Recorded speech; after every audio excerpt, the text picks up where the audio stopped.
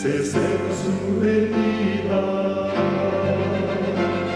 se oyen ya los pasos del rey que se aproxima.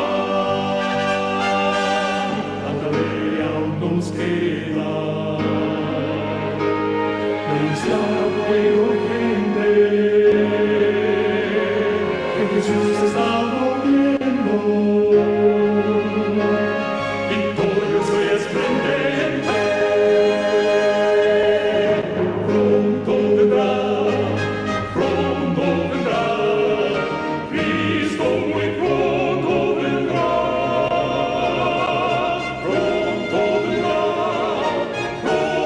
vendrá, pronto Jesús volverá. Vamos a tener una lectura antes de comenzar.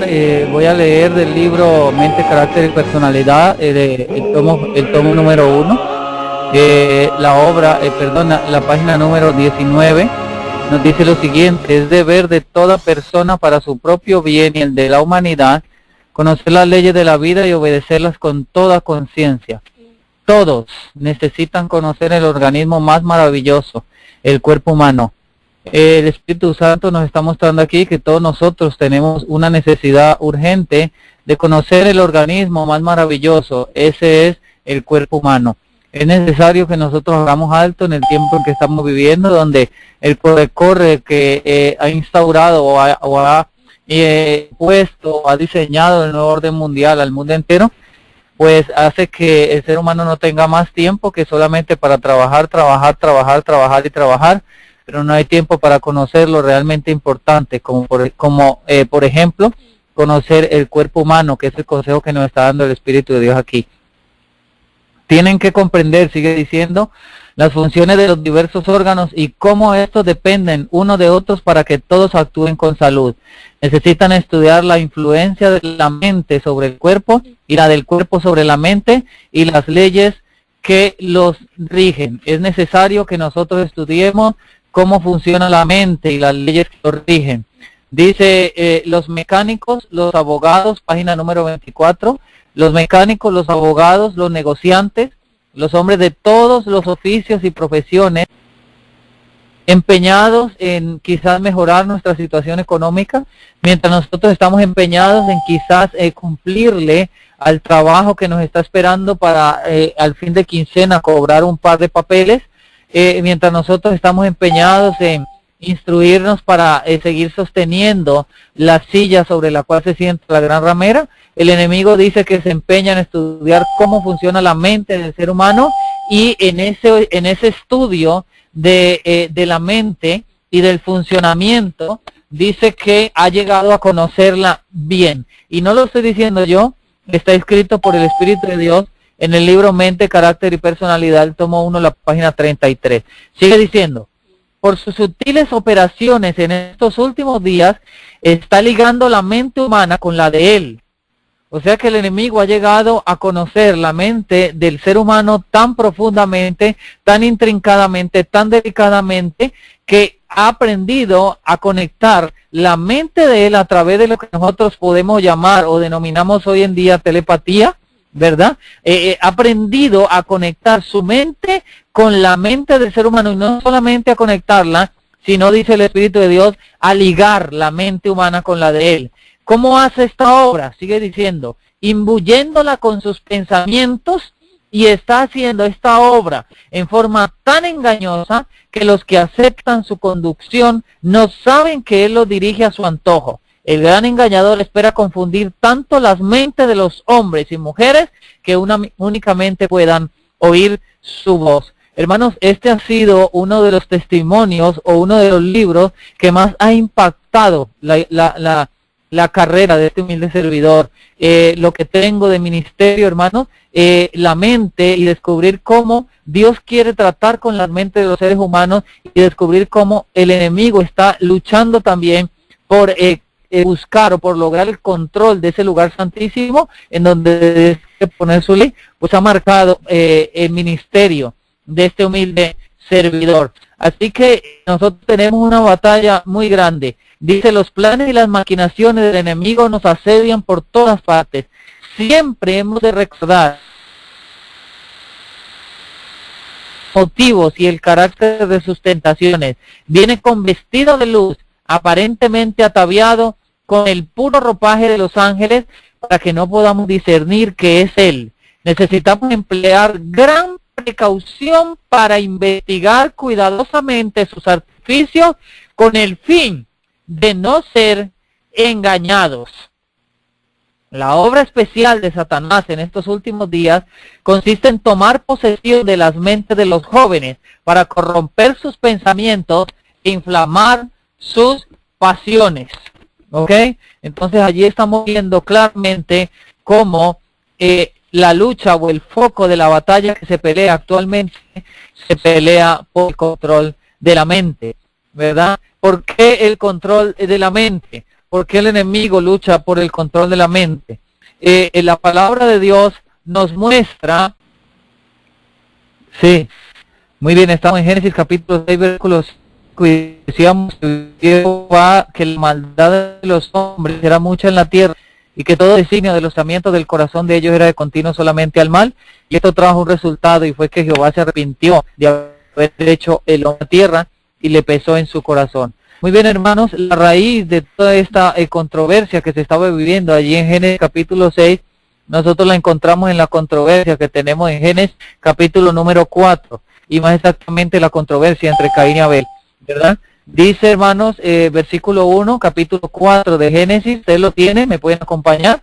Y conoció a Adán a su esposa Eva, la cual concibió y dio a luz a su hijo Caín, y dijo, he adquirido varón de parte de Jehová. Después dio a luz a su hermano Abel, y Abel fue pastor de ovejas, y Caín fue labrador de la tierra. Dice el versículo 3, yo quiero hacer un comentario acerca del versículo 2, hermano. Qué pena, parece que la línea está muy mala, ya conecté otro medio para ver si me funciona mejor por medio del celular. Ok, hermanos, estábamos diciendo que el contraste pues entre Caín y Abel nos muestra, ¿no?, el foco de la batalla que nosotros vemos y cómo nacen, ¿verdad?, los hijos de Dios y las hijas de los hombres. Dice que les estaba yo diciendo que a mi humilde opinión, la raíz por la cual Abel llegó a ser tocado por su hermano Caín fue el hecho de que en cierto sentido Abel se había separado de lo que Dios había estipulado para él como labor diaria, ¿verdad? O como sustento. Y decía yo, les estaba yo sugiriendo la importancia de la labor que cada uno de nosotros desempeñamos diariamente, o el trabajo en el cual estamos ocupados diariamente. Es muy importante que el pueblo de Dios hoy, que espera la pronta venida de nuestro Salvador y Señor Jesucristo, se trate de emplear desesperadamente en un empleo en el cual pueda glorificar el nombre de su Padre Celestial, de nuestro Padre Celestial, y que sea un empleo por medio del cual trabaje para gloria de Dios y para el adelanto de su obra. Eso es muy importante que nos damos cuenta, puesto que si vamos a Génesis 3, versículo 23, ustedes van a notar que antes de la caída el plan de Dios para que sus hijos trabajaran era que labraran la tierra, y cuando el hombre cayó en pecado, este plan no cambió. El versículo 23 dice, y lo sacó Jehová del huerto de Edén a que labrase la tierra de que fue tomado. Es decir, siempre fue la voluntad de Dios que su pueblo trabajase labrando la tierra. Pero en el capítulo 4 y el versículo 2 dice, después dio a luz a su hermano Abel, y Abel fue pastor de ovejas y Caín fue labrador de la tierra. Ahora vemos que Abel se emplea en otra rama de trabajo, ¿no? Podríamos decirlo, y a mi parecer, a mi juicio, usted no tiene que pensar como yo pienso, ¿ok? A mi juicio, allí fue el foco del por qué Abel fue permitido que Caín tocase la vida de Abel. A mi juicio, ese fue uno de los errores fatales que cometió Abel, el haberse apartado del plan que Dios había estipulado para él. El versículo 3 nos sigue diciendo, aconteció que al transcurrir el tiempo que Caín trajo del fruto de la tierra una ofrenda a Jehová, y Abel trajo también de los primogénitos de sus ovejas, de la grosura, Y miró Jehová con agrado a Abel y a su ofrenda, mas no miró con agrado a Caín y a su ofrenda, y se ensañó Caín en gran manera y decayó su semblante. Entonces Jehová dijo a Caín, ¿por qué te has ensañado y por qué ha decaído tu rostro? Si bien hicieres, no serás exaltado, y si no hicieres bien, el pecado está a la puerta. Con todo esto, a ti será su deseo y tú te enseñorearás sobre él. ¿Ok? Aquí vemos que entonces el semblante de Caín decayó y vemos registrado en la Biblia la primera guerra religiosa, ¿verdad? Dice el versículo 8, y habló Caín con su hermano Abel, y aconteció que estando ellos en el campo, Caín se levantó contra su hermano Abel y le mató. ¿Me están escuchando, hermanos? ¿Me escuchan? Amén. Amén. Y Jehová dijo a Caín, versículo 9, ¿dónde está tu hermano? Y él le respondió, yo no sé, ¿acaso soy yo guarda de mi hermano? Y él le dijo, ¿qué has hecho? La voz de la sangre de tu hermano clama a mí desde la tierra. Ahora pues, maldito seas tú de la tierra que abrió su boca para recibir de tu mano la sangre de tu hermano. Cuando labrares la tierra, no te volverá a dar su fuerza. Errante y extranjero serás en la tierra. Y dijo Caín a Jehová, mi castigo es más grande de lo que puedo soportar. He aquí me echas hoy de la faz de la tierra y de tu presencia me esconderé. Y seré fugitivo y vagabundo en la tierra. Y sucederá que cualquiera que me hallare me matará.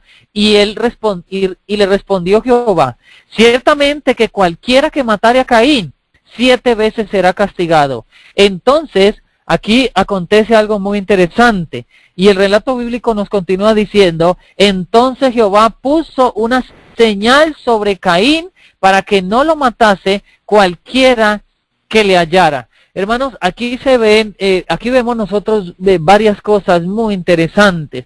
La primera, la inclinación de Caín, ¿verdad? De matar a su hermano por el celo, ¿verdad? Por el celo, podríamos decir en cierto sentido eclesiástico, ¿no? Caín asesina a su hermano y luego contesta groseramente, ¿acaso soy yo guarda de mi hermano?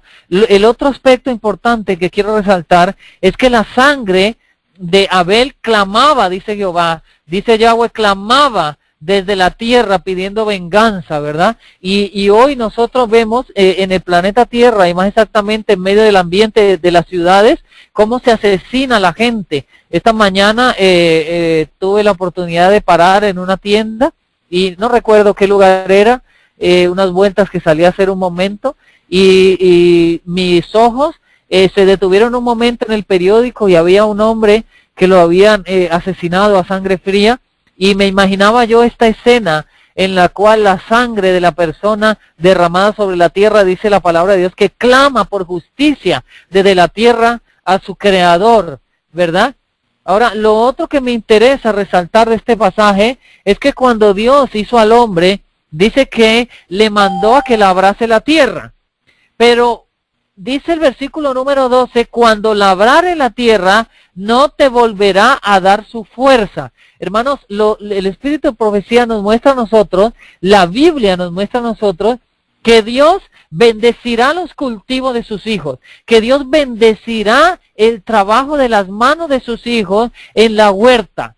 Pero en cambio, al incircunciso, al inicuo, al inconverso, Dios le promete que su cielo será de bronce y su tierra será como hierro. Es decir, la siembra no le dará absolutamente nada. Y es que en el tiempo antiguo, hermanos, o bíblicamente hablando, según el plan de Dios, la riqueza iba a consistir más centralmente en lo que es la agricultura. La agricultura, hermanos, juega un papel muy importante bíblicamente hablando y especialmente en este último tiempo en el cual estamos viviendo.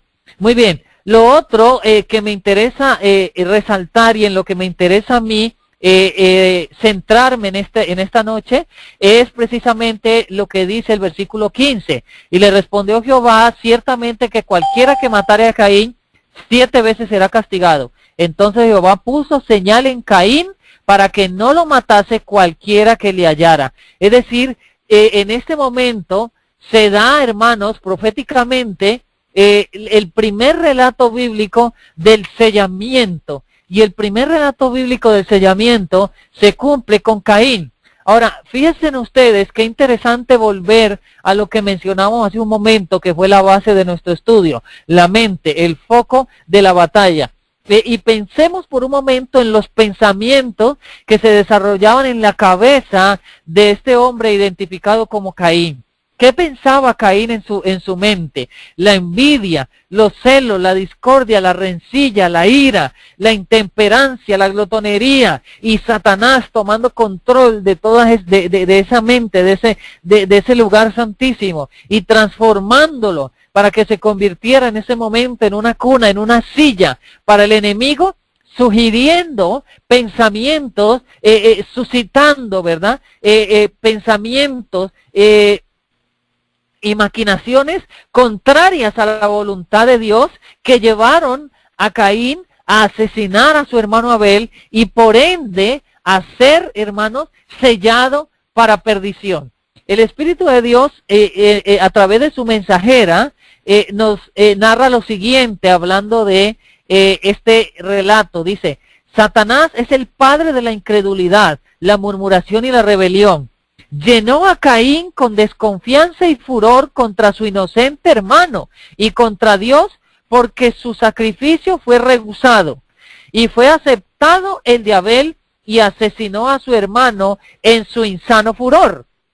Dios ha dado a cada hombre su obra, y si cualquiera se aparta de la obra que Dios le ha dado para hacer la obra de Satanás, para mancillar su propio cuerpo, guiar a otros al pecado, la obra de ese hombre está maldita, y se coloca sobre él la marca de Caín. La ruina de su víctima clamará a Dios, como lo hizo la sangre de Abel.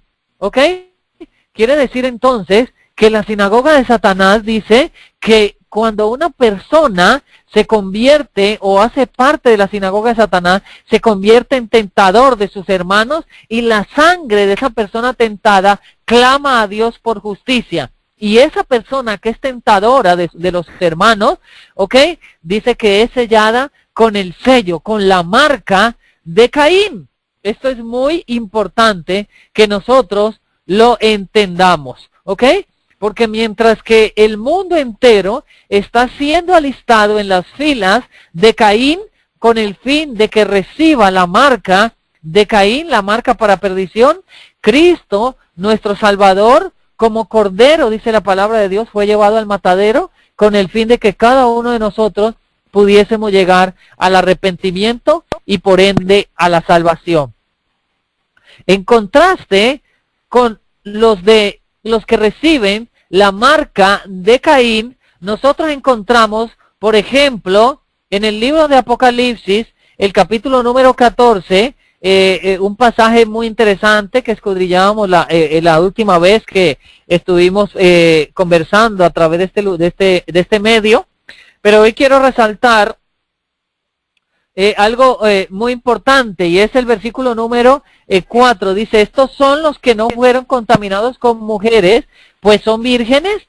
Estos son los que siguen al Cordero por donde quiera que Él va. Estos fueron redimidos de entre los hombres por primicias para Dios y para el Cordero. Estos es ese grupo que se alista con el Cordero para dar el último mensaje de misericordia, y que está luchando para vencer todas las inclinaciones hacia el mal que se puedan manifestar en su corazón. Hablando de ese mismo grupo, también Apocalipsis 7 nos dice que estos son, versículo número 14, capítulo 7, estos son los que han salido de la gran tribulación y han lavado sus ropas y las han emblanquecido en la sangre del Cordero. ¿Ok? Es decir, esos que van a acompañar al Cordero, esos que van a darle la bienvenida al Cordero, son los que siguen al Cordero por donde quiera que el Cordero va, pero que son sellados en contraste con el mundo, ¿ok? Son sellados no para perdición como el mundo, sino para salvación. Ahora, ¿con qué son sellados? Lo estudiábamos la última vez que estábamos conversando, que tuvimos la oportunidad de hablar aquí, y nosotros lo vemos en Apocalipsis 14, el versículo número 1, nos dice: y miré, y he aquí un cordero que estaba en pie sobre el monte de Sión, y con él 144,000 que tenían el nombre de su padre escrito en sus frentes. Noten ustedes que esos 144,000 tienen el nombre de su padre escrito en sus frentes. Ahora, ¿qué es el nombre de su padre? El nombre de su padre o el nombre del padre es el carácter del padre, que nosotros lo mencionábamos la última vez, que lo hallábamos escrito precisamente en Éxodo, el capítulo 34, Éxodo, el capítulo número 34, y nosotros lo vemos en el versículo número 6. El carácter de Jehová, el carácter de nuestro Padre Celestial, estará fraguado o dominará, conquistará las mentes de los seres humanos que se alisten en las filas de la bandera ensangrentada del Cordero, del Príncipe Manuel. ¿Ok? Y ese carácter será manifestado en los actos y en la vida de ese grupo especial. El capítulo número 34 y el versículo 6 nos muestra el carácter del Padre. Dice, y pasando Jehová por delante de él, proclamó, Jehová, Jehová, fuerte, misericordioso y piadoso, tardo para la ira y grande en benignidad y verdad, que guarda la misericordia a millares, que perdona la iniquidad, la rebelión y el pecado, y que de ningún modo dará por inocente al culpable, que visita la iniquidad de los padres sobre los hijos y sobre los hijos de los hijos, hasta la tercera y cuarta generación. Y yo digo, alabado sea su nombre. El pueblo de Dios proclama un amén. Gloria a Dios. En el libro de Apocalipsis, ¿me están escuchando, hermanos? Amén. Amén, muy bien. El libro de Apocalipsis, el capítulo número 32, nos muestra nuevamente a ese grupo sellado para salvación. Fíjense el versículo número, vamos a leer desde el 3, ¿ok?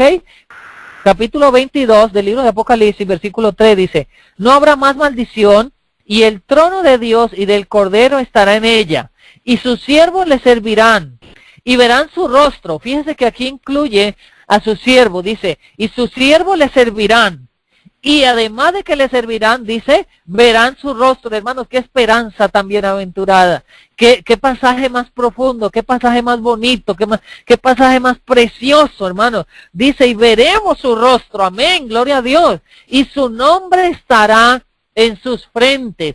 Noten ustedes que nuevamente nos muestra que el carácter del Eterno estará en las frentes, en las mentes de su pueblo. Dice, y allí no habrá más noche, y no tienen necesidad de lámpara ni de luz de sol, porque el Señor Dios los alumbrará y reinará sobre ellos. Amén, gloria al Señor. Allí vemos entonces cómo el carácter del Padre Celestial estará implantado en las mentes de su pueblo. En el comentario de Apocalipsis capítulo 7, nosotros leemos una cita muy interesante. Dice lo siguiente, el sello del Dios viviente solo será colocado sobre los que son semejantes a Cristo en carácter.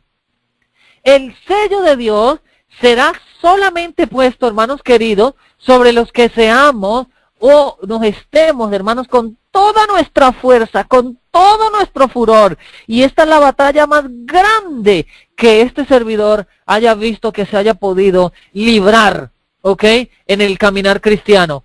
Luchar contra las inclinaciones del carácter. Hermanos, es la única manera en que el sello de Dios podrá ser puesto sobre nosotros. En el libro Conflicto de los Siglos, la página número 607, nosotros encontramos un relato muy importante, ¿ok? La página número 607, y el capítulo se llama El tiempo de angustia. El tiempo de angustia. Nos dice lo siguiente, ahora, justamente ahora, en este tiempo en que nosotros estamos viviendo, y dicho sea de paso, esto fue escrito hace más de 100 años, hermanos, y ya el Espíritu de Dios estaba diciendo, ahora, voy a leer, sigue diciendo, ahora, mientras que nuestro gran sumo sacerdote está haciendo propiciación por nosotros, debemos tratar de llegar a la perfección en Cristo. Nosotros debemos de luchar desesperadamente por llegar a la perfección, a semejar ese carácter del Cordero, ¿ok? Ese carácter del príncipe Emanuel, ese carácter de nuestro Salvador Jesucristo, carácter precioso. Dice, debemos tratar, debemos luchar, debemos batallar. Nuestro Salvador, sigue diciendo, no pudo ser inducido a ceder a la tentación, ni siquiera en pensamiento. Satanás encuentra en los corazones humanos algún asidero, es decir, un agarradero, algo de qué aferrarse, en el cual hacerse firme. Es tal vez algún deseo pecaminoso que se acaricia, por medio del cual la tentación se fortalece, ¿ok? Pero Cristo declaró al hablar de sí mismo, dice Cristo hablando de sí mismo, ahí viene el príncipe de este mundo, mas no tiene nada en mí. San Juan 14:30. Satanás no pudo encontrar nada en el Hijo de Dios que le permitiese ganar la victoria. Cristo guardó todos los mandamientos de su Padre y no hubo en él ningún pecado del cual Satanás pudiese sacar ventaja. Esta es la condición en que se deben encontrar los que han de poder subsistir en el tiempo de angustia. Y fíjense ustedes que no tenemos tiempo hasta la segunda venida de nuestro Señor Jesucristo. El relato inspirado nos dice que nuestro tiempo es hasta cuando comience el tiempo de angustia. ¿Por qué? Para poder subsistir en el tiempo de angustia, tenemos que tener la condición del carácter de Cristo. Es decir, nosotros, los que conocemos este mensaje, tendremos que estar sellados antes de entrar en el tiempo de angustia. Mis amados hermanos, esto es muy importante que nosotros lo entendamos para este tiempo en el cual estamos viviendo. El carácter, hermanos, el carácter es algo sumamente importante en la controversia final. Y el carácter está diseñado, o el carácter es consistente o consiste mejor en nuestros pensamientos. Los pensamientos del ser humano definen el carácter. Los pensamientos nuestros deciden lo que nosotros somos y deciden o marcan nuestra forma de ser. ¿Ok? Así que es tiempo de que nosotros entremos en esa lucha, la lucha más recia, ¿verdad? El control de nuestros pensamientos o de nuestro carácter por medio de ello. Ahora, hermanos, hay algo muy importante que yo quiero resaltar en este día. ¿Cómo se edifica ese carácter? Podemos nosotros seguir o pretender a lo menos reflejar el carácter de Cristo estando en un medio en el cual ese carácter no puede definirse. Podemos nosotros llegar a reflejar ese carácter de Cristo viviendo en medio de la perdición que se ve diariamente en un ambiente citadino. Podemos nosotros reflejar ese carácter de Cristo a un mundo que perece mientras contemplamos la perdición que se ve en el mundo. El Espíritu de Dios nos muestra en el Conflicto de los Siglos, la página 470, lo siguiente. Dice: tales son los frutos de la conversión y de la santificación según la Biblia.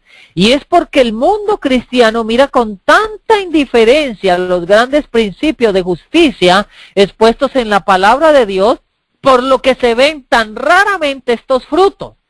Esta es la razón por la cual se ve tan poco de esa obra profunda y duradera del Espíritu de Dios que caracterizaba los reavivamientos en tiempos pasados. Ahora nos va a mostrar por qué. Y dice: por medio de la contemplación nos transformamos. ¡Wow! Entonces, es por medio de lo que yo contemplo cómo yo me voy transformando. Si la medida, lo que se exige es el carácter de Cristo, entonces yo debo contemplar a Cristo. Pero si yo estoy en medio de un sistema que constantemente me está susurrando perdición, promiscuidad, drogadicción, perdición, asesinatos, ingratitud, lágrimas, maledicencia, etcétera, etcétera, etcétera, pues simplemente, hermanos, el templo del ser va a ser contaminado y lo que va a brotar en mí van a ser los frutos de la carne. Dice, por medio de la contemplación nos transformamos, pero como esos sagrados preceptos en los cuales Dios reveló a los hombres su perfección y santidad son tenidos en poco, y el espíritu del pueblo se deja atraer por las enseñanzas y teorías humanas, nada tiene de extraño que en consecuencia se vea un enfriamiento de la piedad viva en la iglesia. Es decir, el gran problema que tiene la iglesia hoy es que esa piedad primitiva se ha muerto, se ha ido. ¿Por qué? Porque el pueblo profeso de Dios en este tiempo vive contemplando el mundo y las cosas del mundo y es encantado por estas cosas, por ende su mente y su carácter no puede transformarse a la imagen de nuestro Señor Jesucristo. Y el tiempo, hermanos, se está acabando cada vez y cada vez. Página 543, perdón, Conflicto de los Siglos. Página 543, nos dice lo siguiente. Se llama ¿Pueden hablarnos nuestros muertos? Dice así. Hay una ley, escuchen esto, hermanos, es una cita muy, muy profunda, muy tremenda. Dice, hay una ley, ¿sí, aló? ¿Escuchan? No, corta, Johan. ¿Me escuchan? No, Johan, se corta. ¿Aló? ¿Están conmigo? ¿Quién está hablando? ¿Me escuchan? No, ¿Aló? no. Amén, amén. Ok. Sigue diciendo, Conflicto de los Siglos, página número 543 de mi libro. Dice, hay una ley de la naturaleza intelectual y espiritual. Fíjense ustedes, hermanos, que hay leyes de naturaleza espiritual, ¿ok? Y hay leyes de naturaleza intelectual. Pero hay pocas leyes que son de las dos, de naturaleza intelectual y de naturaleza espiritual. Esta ley es de naturaleza espiritual e intelectual, ¿ok? Hay una ley de la naturaleza intelectual y espiritual, según la cual modificamos nuestro ser mediante la contemplación. La inteligencia se adapta, escuchen esto, hermanos, muy bien, ok, pónganle mucho cuidado. Dice, la inteligencia se adapta gradualmente a los asuntos en que se ocupa. Se asimila lo que se acostumbra a amar y reverenciar. Jamás se elevará el hombre a mayor altura que a la de su ideal de pureza, de bondad o de verdad. Si se considera a sí mismo como el ideal más sublime, jamás llegará a una cosa más exaltada. Caerá más bien en bajezas siempre mayores. Solo la gracia de Dios puede elevar al hombre. Si depende de sus propios recursos, su conducta empeorará inevitablemente. Hermanos, el Espíritu de Dios nos está mostrando que el carácter del ser humano se transforma por la contemplación. Así que es muy importante que nosotros pongamos cuidado a lo que estamos contemplando, porque el carácter es lo único que nosotros vamos a llevar al cielo, ¿ok? En el libro, hermanos, Testimonios para la Iglesia, el tomo número 5, la página número 198, encontramos un relato muy interesante, muy importante. Recuerden ustedes que la palabra de Dios nos está hablando de un grupo especial, que dice, Apocalipsis 14, que tienen el nombre de su Padre escrito en sus frentes. Fíjense ustedes que el libro de Éxodo también nos muestra un grupo o otro personaje muy interesante que también tiene el nombre de su padre escrito en su frente.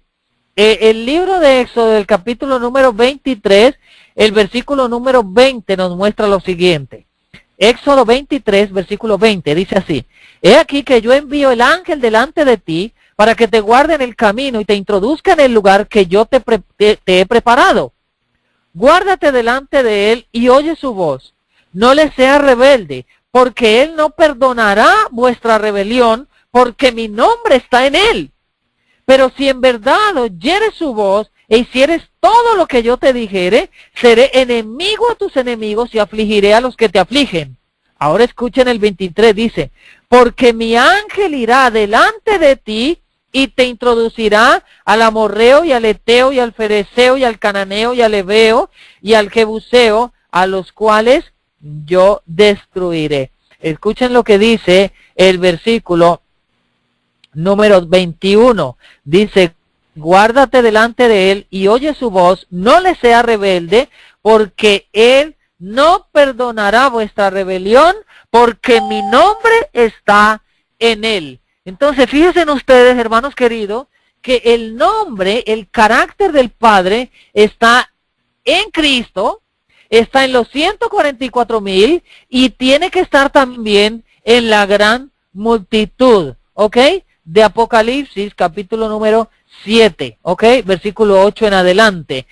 Todos los que sean salvos, hermanos, deberán reflejar plenamente el carácter de Dios, ¿ok?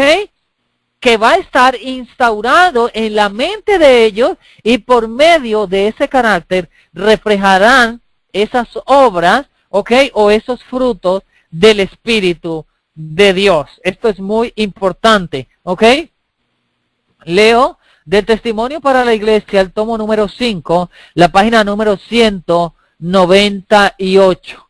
La mensajera del Señor, inspirada por el Espíritu de Dios, nos dice lo siguiente: no todos los que profesan observar el sábado serán sellados. ¿Cómo va a ser el sello? ¿Qué será el sello?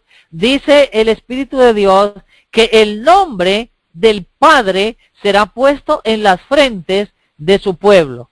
Y dice aquí: no todos los que profesan observar el sábado serán sellados. Aún entre los que enseñan la verdad a otros, hay muchos que no recibirán el sello de Dios en sus frentes. Tuvieron la luz de la verdad, conocieron la voluntad de su maestro. Hello. ¿Sí? ¿Aló? ¿Me escuchan? Hello. ¿Sí? ¿Aló? ¿Me escuchan? Amen. ¿Ok?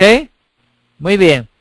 Tuvieron la luz de la verdad, conocieron la voluntad de su maestro, comprendieron todo punto de nuestra fe, pero no hicieron las obras correspondientes. Hermanos, y quiero detenerme un instante para reflexionar en lo siguiente, ¿ok?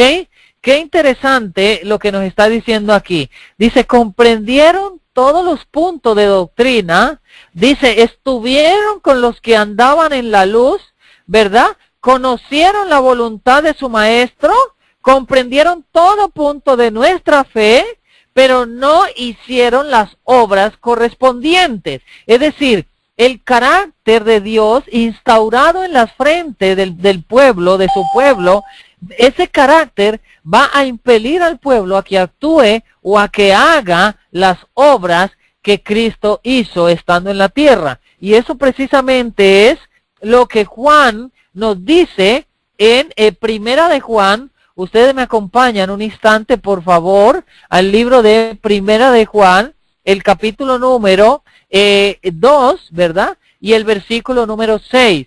Dice así: Primera de Juan, capítulo 2, versículo 6, dice: el que dice que permanece en él debe andar como él anduvo.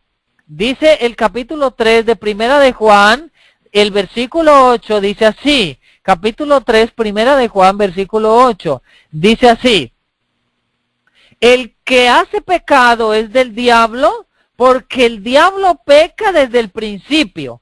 Para esto apareció el Hijo de Dios, para deshacer las obras del diablo. Todo aquel que es nacido de Dios no peca. Hermanos, el que es nacido de Dios, el que vive en Dios, el que está en Cristo diariamente, luchando por su purificación, dice la palabra de Dios que no peca. ¿Por qué? Porque ha nacido de nuevo. Dice, porque su simiente permanece en él. Es decir, el carácter de Cristo es revelado, es reflejado, es instaurado en la mente, en el cerebro, en el pensamiento de esa persona, y no puede pecar. Dice, le es imposible pecar porque es nacido de Dios. El carácter de Dios es instaurado en esa persona, dice la palabra de Dios, y no puede pecar. Pero el que peca, dice, no ha nacido de nuevo, no ha nacido de Dios, y el carácter del Padre no está en su mente, en su corazón. Y la mensajera del Señor nos está mostrando aquí que esas personas tuvieron la luz de la verdad, conocieron la voluntad de su Maestro, comprendieron todo punto de nuestra fe, pero no hicieron las obras correspondientes. Los que conocieron también la profecía y los tesoros de la sabiduría divina. Y noten ustedes, hermanos, que conocen la profecía, ¿verdad? Y conocen los tesoros de la sabiduría divina. Debieran haber actuado de acuerdo con su fe. Debieran haber mandado a sus familias tras sí, para que por medio de un hogar bien ordenado pudiesen presentar al mundo la influencia de la verdad sobre el corazón humano. Hermanos, el testimonio más tremendo que el pueblo de Dios puede dar al mundo que perece es el de mostrar una familia bien ordenada, disciplinada, para gloria de nuestro eterno Padre y Dios. ¿Ok? Sigue diciendo, por su falta de devoción y piedad, por no haber alcanzado una alta norma religiosa, contribuyen a que otras almas se conformen con su situación. Es decir, se convierten en tentadores de sus hermanos. Justamente la obra que hablábamos hace un rato, que el enemigo de las almas quiere hacer a través del profeso mundo cristiano. Los hombres de juicio finito no pueden ver que el seguir el modelo de estos hombres, que tan a menudo les comunicaron los tesoros de la palabra de Dios, pondrán ciertamente en peligro sus almas. El Señor Jesucristo es el único modelo. Escuchen esto, hermanos. Cristo es el único modelo. Cada uno debe escudriñar la Biblia por su propia cuenta, de rodillas delante de Dios, con el corazón humilde y susceptible de ser engañado, como el de un niño. Con el corazón humilde y susceptible de ser enseñado como el de un niño. Si quiere conocer lo que el Señor requiere de él, por muy grande que sea la altura que haya estado cualquier ministro en el favor de Dios, si deja de seguir la luz que Dios le dio, si se niega a ser enseñado como un niñito, caerá con las tinieblas y los engaños satánicos y conducirá a otros por la misma senda. Hermanos, si hay algo que debe haber en nosotros, es un corazón contrito y humillado, como el ciervo brama por las corrientes de las aguas, dice la palabra de Dios, así clama mi corazón por tu presencia, oh Jehová de los ejércitos. Hermano, nuestro corazón debe de clamar como clama el ciervo por el agua en momento de sed. Así debemos nosotros clamar por nuestro Padre celestial, por reflejar ese carácter, por vencer todas esas malas inclinaciones que ha instaurado el enemigo de las almas en nuestros corazones. Ahora noten lo que sigue diciendo. El capítulo se llama El sello de Dios, la página 199. Dice, ninguno de nosotros recibirá jamás el sello de Dios. Dice, ninguno de nosotros tendrá el nombre de nuestro Padre en las frentes mientras nuestros caracteres tengan una mancha. ¡Wow! Hermanos, dice que ninguno recibirá ese sello del Dios vivo mientras nuestros caracteres tengan una mancha. Nos toca a nosotros remediar nuestros defectos de carácter. Uy, yo quiero leer en este momento, hermanos, quiero leer un pequeño párrafo de un librito que cuando yo lo leí, a mí me impactó, ¿ok? Yo lo compartí con ustedes hace unos días, pero lo balbucié simplemente. Ahora lo voy a leer, ¿ok? Ahora lo voy a leer, ahora sí. Muy bien. El libro se llama Cristo en su Santuario, la página número 40. Fíjense ustedes lo que dice aquí. La página número 40, el libro Cristo en su Santuario, dice: la parte más importante del servicio diario era la que se realizaba en favor de los individuos. La parte más importante del servicio diario en el santuario terrenal, ¿ok? El pecador arrepentido traía su ofrenda a la puerta del tabernáculo y colocando la mano sobre la cabeza de la víctima, confesaba sus pecados. Así, en un sentido figurado, los trasladaba de su propia persona a la víctima inocente. Luego, mataba el animal con su propia mano y el sacerdote llevaba la sangre al lugar santo y la rociaba delante del velo, detrás del cual estaba el arca que contenía la ley que el pecador había violado. A mí me impresiona muchísimo este pasaje cuando lo comparo, hermanos, con lo que me dice el apóstol Pablo a través de su carta a los romanos. El apóstol Pablo, a través de la carta a los romanos, el versículo, capítulo número 12 y el versículo 1 y 2 nos dice lo siguiente. Capítulo 12, versículo 1. Por tanto, os ruego, hermanos, por las misericordias de Dios, dice, os ruego, hermanos, que presentéis vuestros cuerpos en sacrificio vivo, santo, agradable a Dios, que es vuestro culto racional. Noten ustedes que aquí hay algo muy interesante, y es que Pablo está exhortando a los hermanos de Roma, de las iglesias de Roma, para que ellos presentaran su cuerpo en sacrificio vivo. En ese templo, en ese templo corporal o físico, debía cada uno de ellos presentar su propio cuerpo, así como el pecador arrepentido, acá en la dispensación, en el tiempo del tabernáculo terrenal, presentaba el animal, trasladaba el pecado a la víctima y luego con sus propias manos degollaba al animal, Asimismo Pablo nos está mostrando que en ese templo en el cual Dios quiere morar, debe morir ese viejo hombre, dice, debe morir esos defectos de carácter, deben morir esas inclinaciones al mal, y entonces cuando el hombre presente ese cuerpo en sacrificio vivo,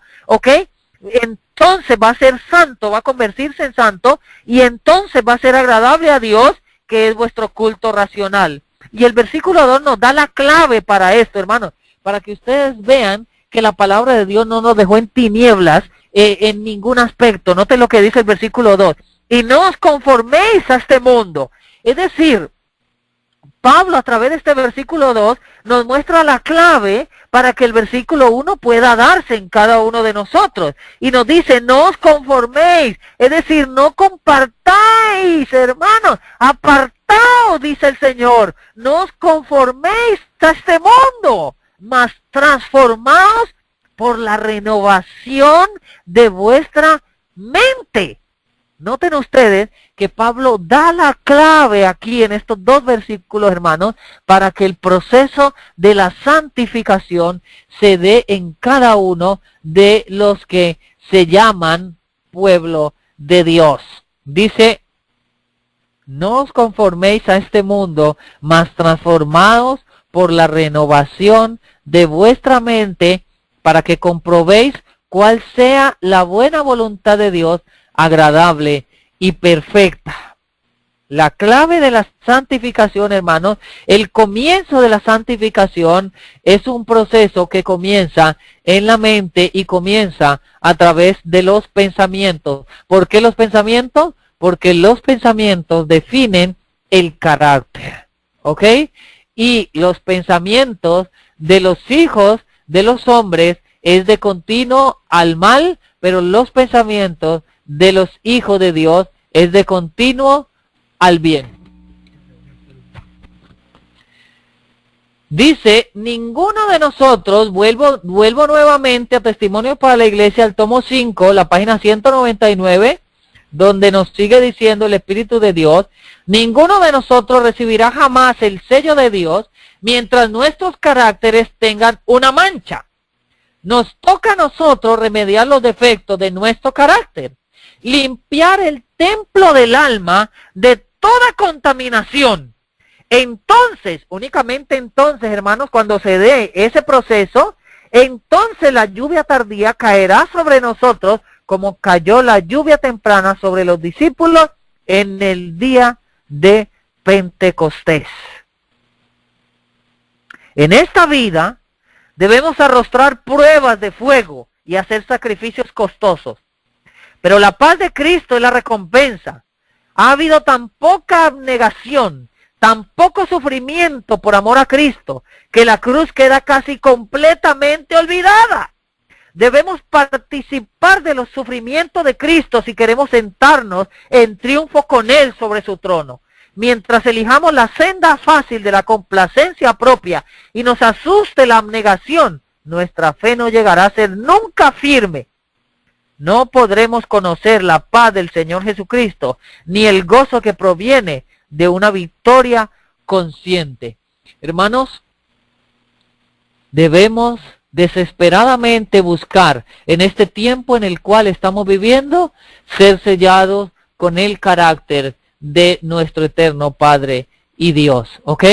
Dice de ese grupo que en su mente, en sus frentes, llevan sellado o están sellados con el carácter, con el nombre de Dios, de nuestro Padre celestial.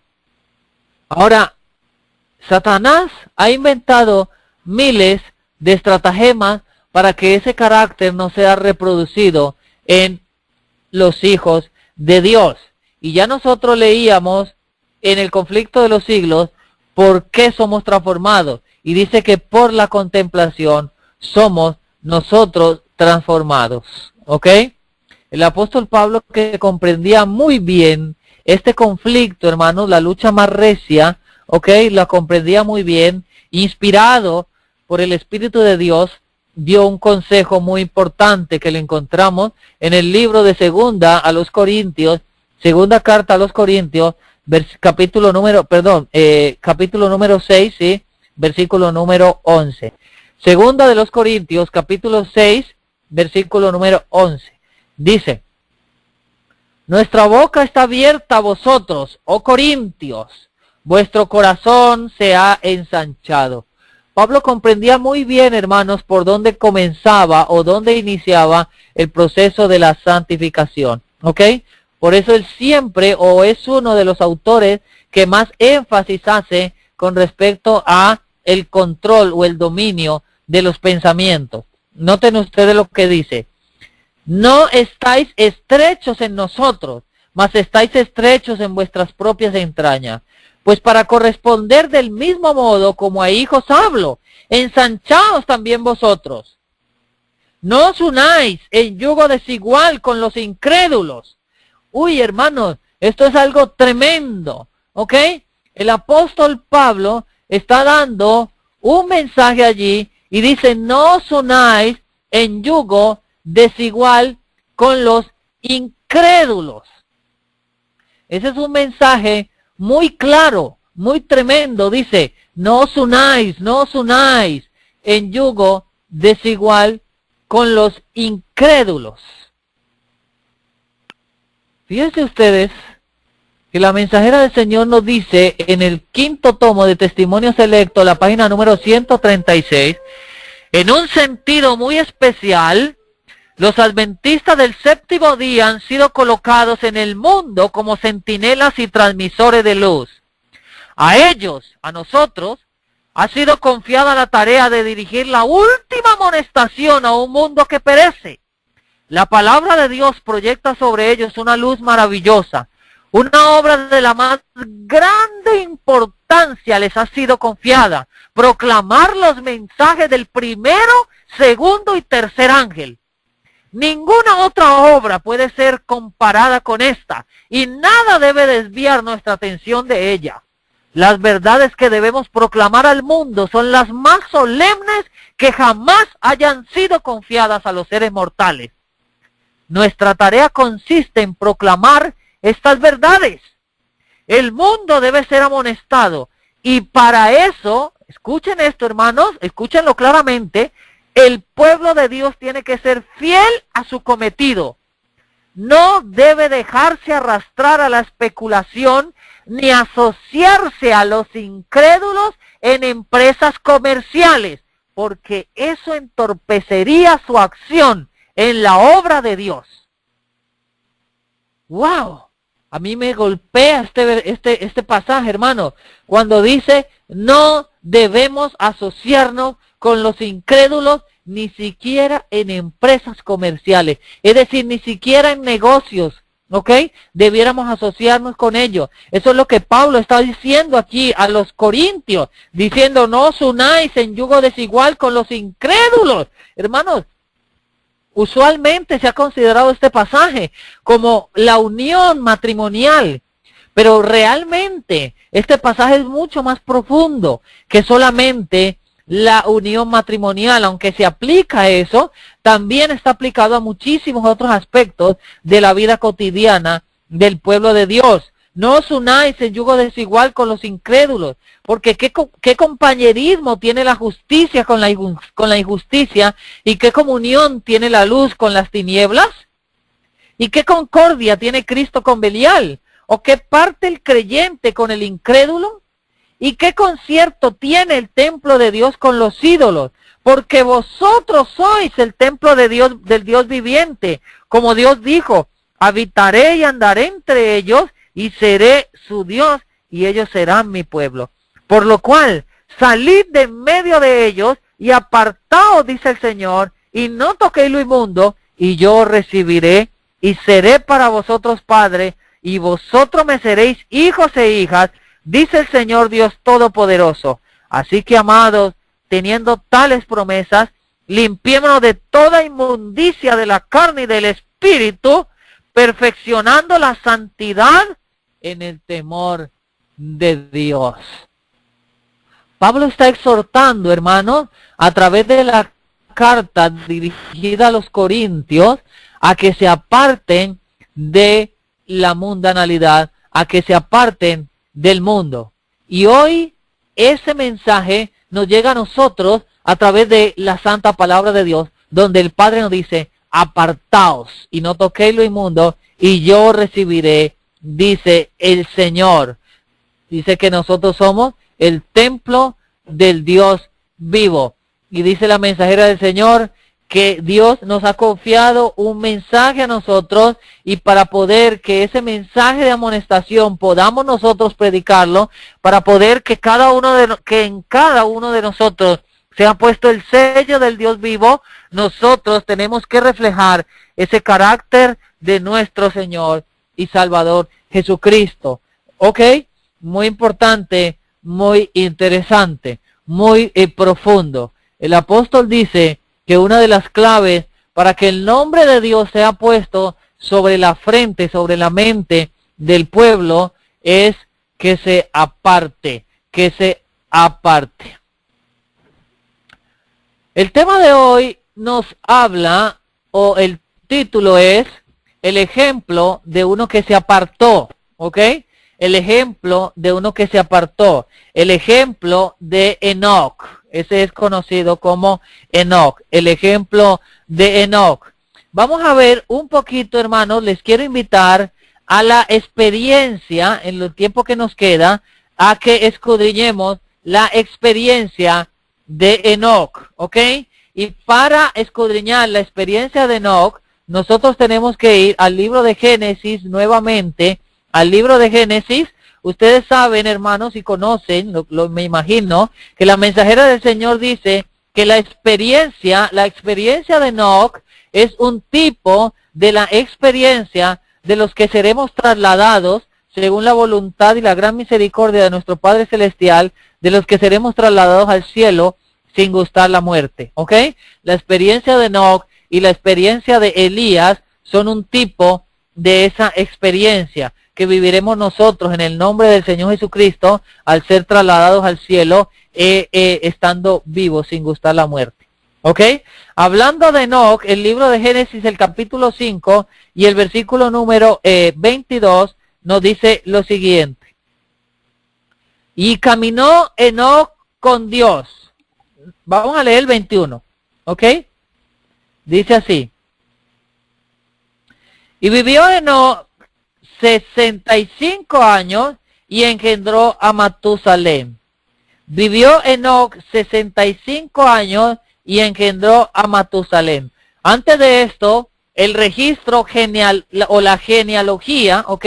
El registro bíblico nos muestra que todos antes de Enoc murieron. Por ejemplo, el versículo 11 nos dice, y fueron todos los días de Enoc 95 años y murió.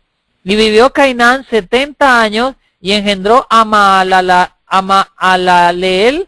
Y vivió Cainán después que engendró a Mahalaleel 840 años y engendró hijas e hijos. Y fueron todos los días de Cainán 910 años y murió. Y todos dicen, y fueron tantos años y murió. Y fueron tantos años y murió. Pero ahora el relato cambia. Y dice, y vivió Enoc 65 años y engendró a Matusalén.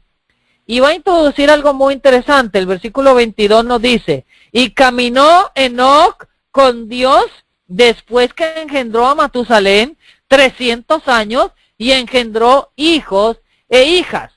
Fíjense ustedes la característica tan interesante y tan importante que la palabra de Dios nos señala con respecto a ese identificado allí como Enoc. Vamos a volver un momento a Apocalipsis, no pierdan de vista Génesis porque vamos a volver allí. Apocalipsis, capítulo número 14, ¿ok? Volvemos allí a los que han de proclamar este mensaje y notemos lo que dice el versículo 4, que lo leímos hace un momento, pero vamos a volverlo a leer. Dice, estos son los que no fueron contaminados con mujeres porque son vírgenes. Estos son los que siguen al Cordero por donde quiera que el Cordero va. Entonces, estos que tienen el nombre de su padre escrito en su frente, que son representados por la experiencia de Enoc, ¿ok? Al igual que caminó Enoc con Dios, también estos van a caminar con el Cordero por donde quiera que va. Esa es una característica muy importante del pueblo de Dios en este último tiempo. Dice que caminó Enoc con Dios, versículo número 22, capítulo 5 de Génesis. Después que engendró a Matusalén 300 años y engendró hijos e hijas, y fueron todos los días de Enoc 365 años. Versículo 24. Caminó pues Enoc con Dios y desapareció porque lo llevó Dios. Y yo digo, hermanos, amén. Gloria sea el nombre de nuestro eterno Padre y Dios y nuestro Salvador Jesucristo. ¿Me escuchan? ¿Están conmigo, hermanos?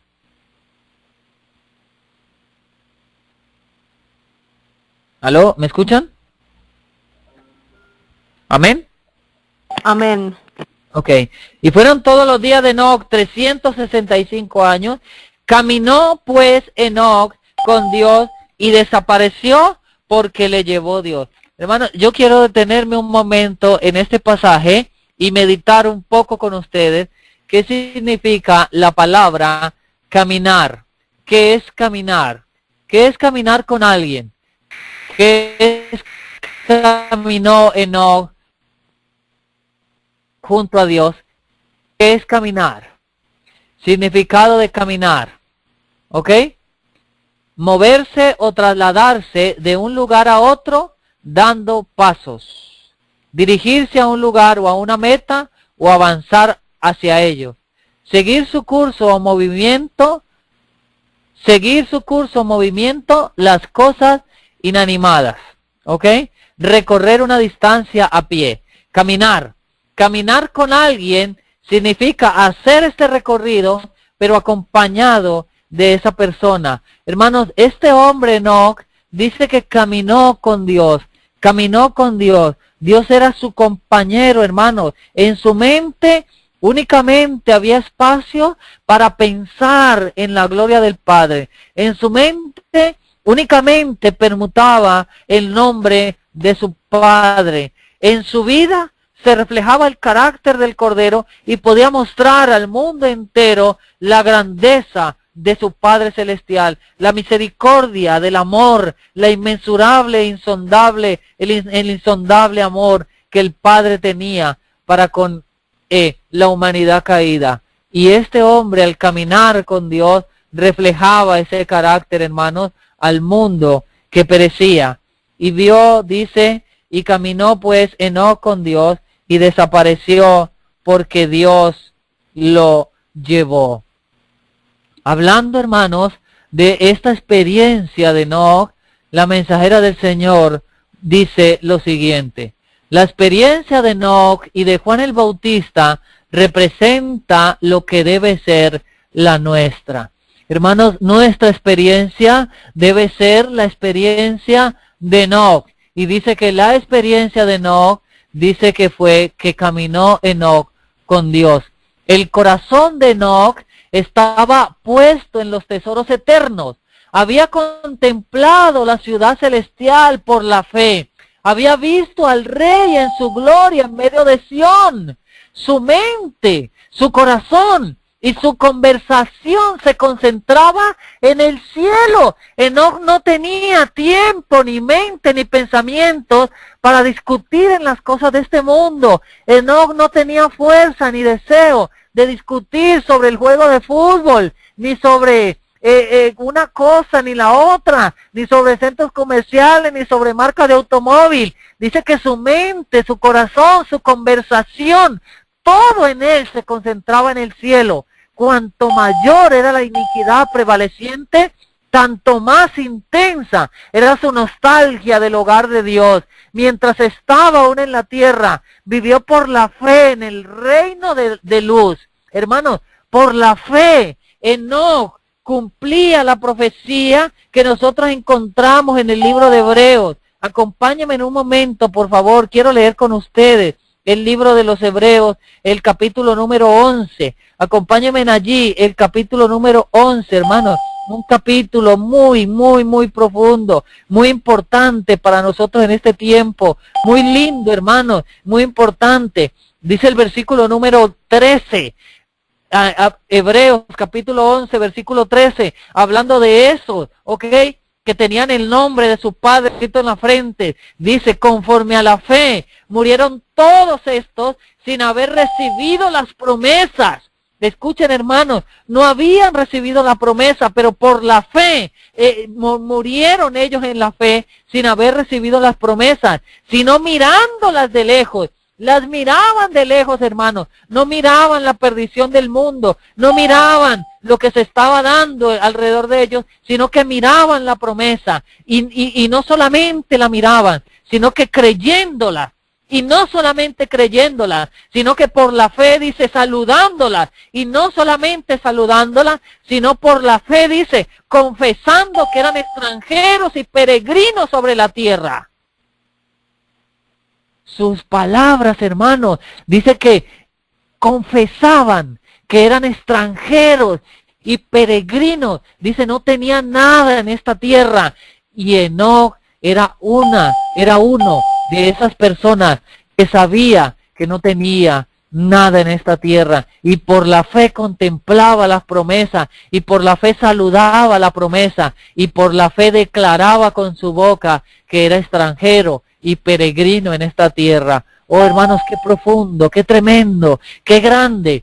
La mensajera del Señor sigue comentando en el comentario bíblico adventista, dice, la excepcionalísima vida de Enoc demanda una atención muy especial. 2 veces se declara que caminó con Dios. También se emplea esta expresión en el caso de Noé y se encuentran palabras similares en otros pasajes. Describe una vida de piedad singularmente excelsa, no meramente la comprensión constante de la presencia divina, ni aún de un esfuerzo continuado de santa obediencia, sino la permanencia de una estrechísima relación con Dios. Con toda evidencia, la vida de Enoc estuvo en completa y bella armonía con la voluntad divina. Hermanos, no era solamente estar constantemente o comprender constantemente que la presencia divina estaba a su lado, sino que con toda evidencia la vida de Enoc mostraba una estrechísima relación con Dios.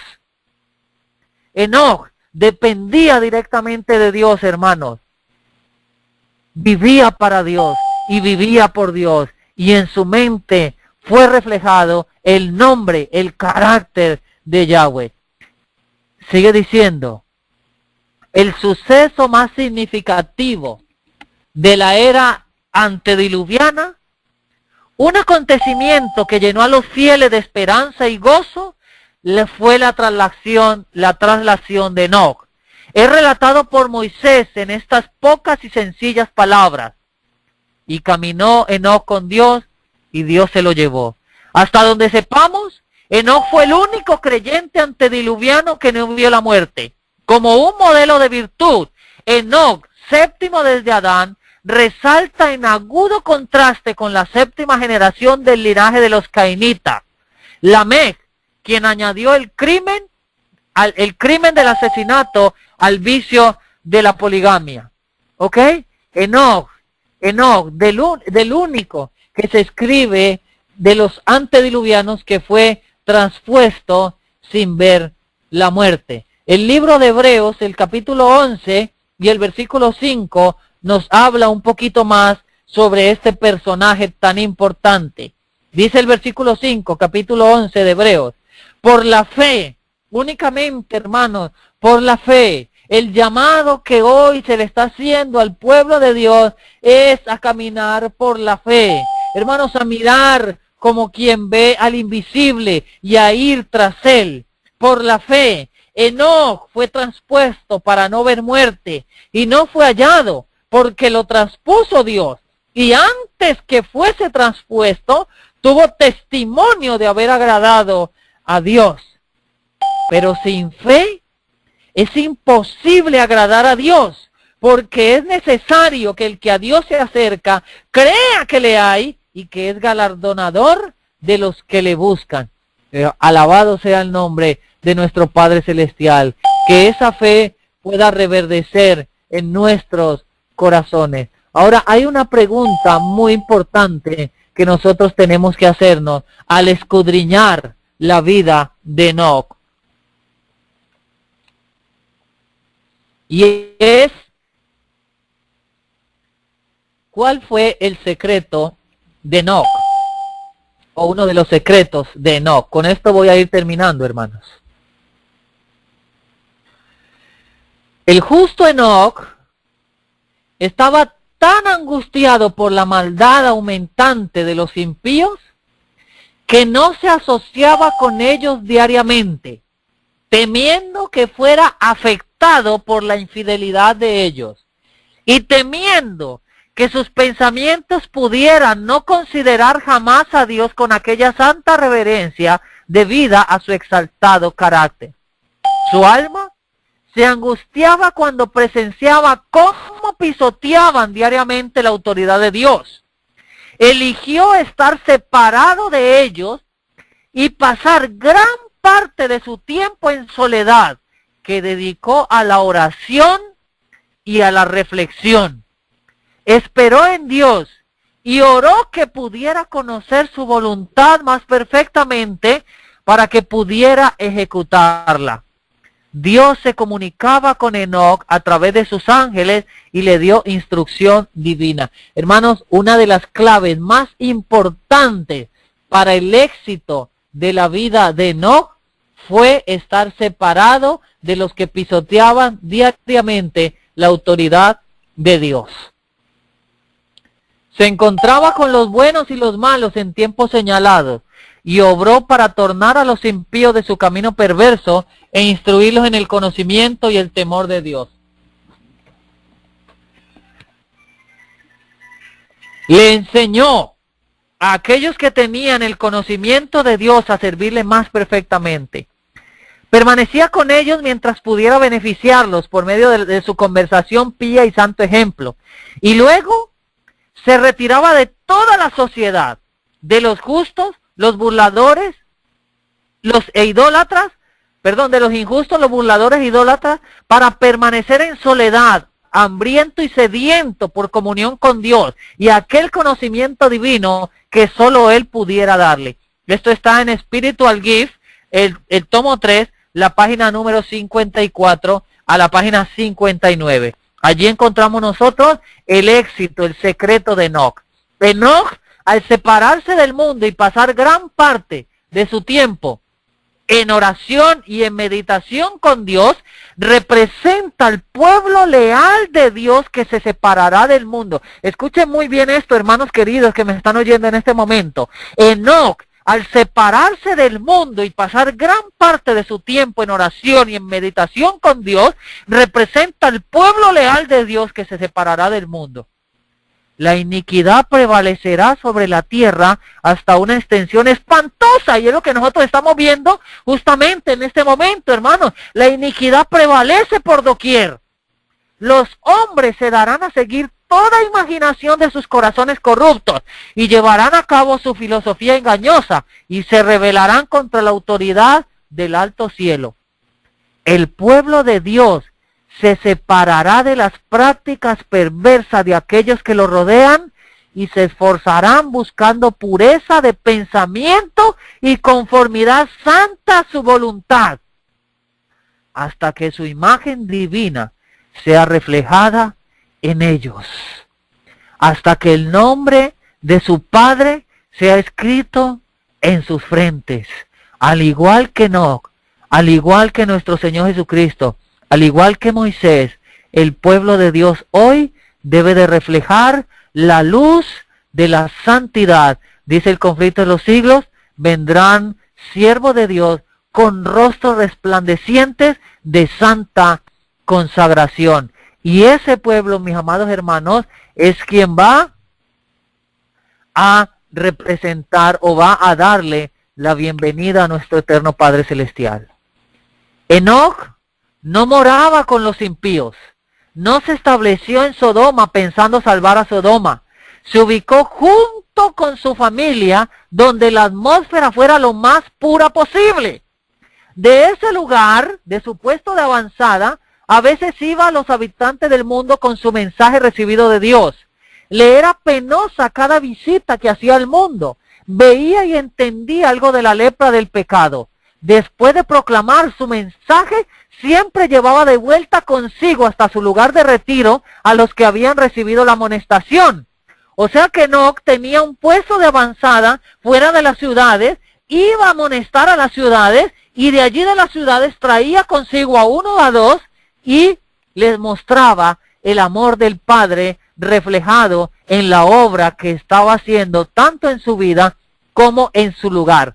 Algunos de ellos llegaron a ser vencedores y murieron antes que viniera el diluvio. Noten ustedes que los únicos que se salvaron del diluvio no fueron los 8 que subieron al arca. Dice que algunos de los que creyeron la amonestación de Enoc, dice que llegaron a ser vencedores y murieron antes que viniera el diluvio.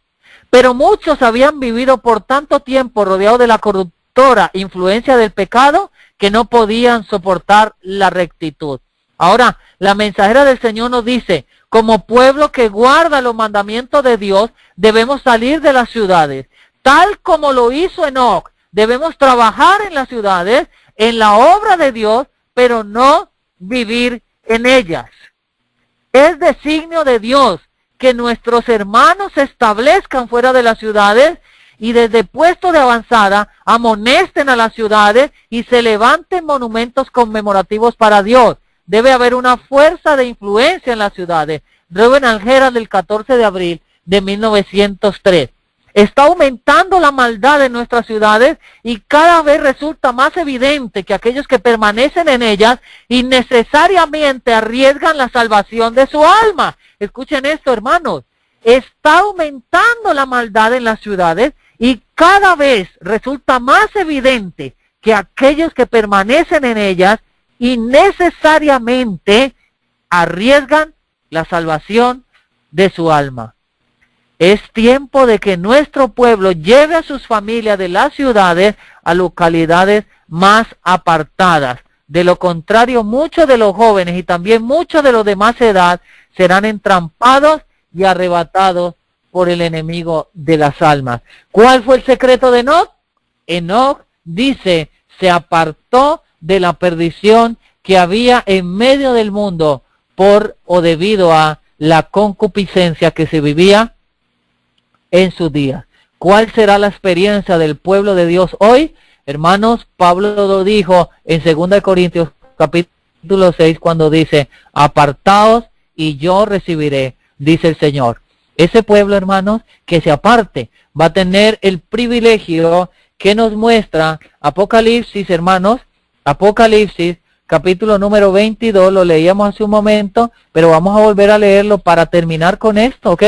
Terminamos con esto, Apocalipsis, capítulo número 22, dice el versículo número, el capítulo número 22, versículo número 3, dice, y no habrá más maldición, y el trono de Dios y del Cordero estará en ella, y sus siervos le servirán, y verán su rostro, y su nombre estará en sus frentes o en sus mentes.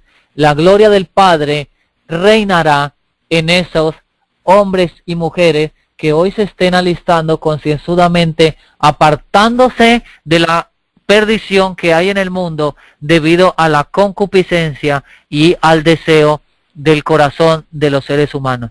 Hermanos, he querido compartir con ustedes este tema en este día para que reflexionemos un poco más en el carácter de nuestro Padre Celestial y tengamos en cuenta que los que vamos a darle la bienvenida al Señor tenemos que tener el carácter del Cordero. El mismo carácter que Cristo mostró al mundo es el carácter que debemos de tener nosotros los que le daremos la bienvenida cuando Él venga en gloria y majestad.